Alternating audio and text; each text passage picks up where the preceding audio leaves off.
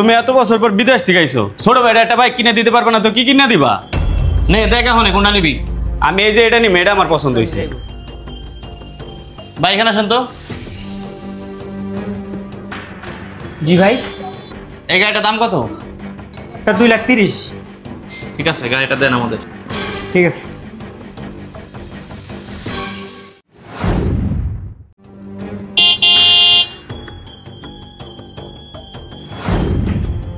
আরে আমাদের বাস ভরে গেছে গা, কিছুক্ষণ পরে আমি আসতেছি, সমস্যা নাই।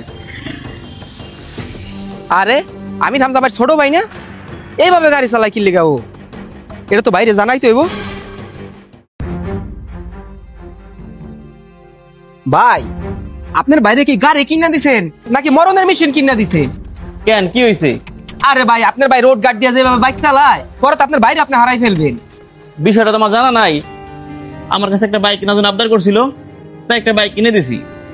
আচ্ছা আপনি যেহেতু বললেন, বিষয়টা আমি বলবানি, ওজন এভাবে গাড়ি আর না চালায়। ঠিক আছে ভাই বললেন, কারণ এইভাবে গাড়ি চালাইলে আমাদের এলাকারও সমস্যা। আমাদের এলাকায় তো রোড গার্ড দিয়ে ময়মুরব্বীরা চলে, ময়মুরব্বীরা তো আর রাস্তা চলতে পারবো না। ঠিক আছে।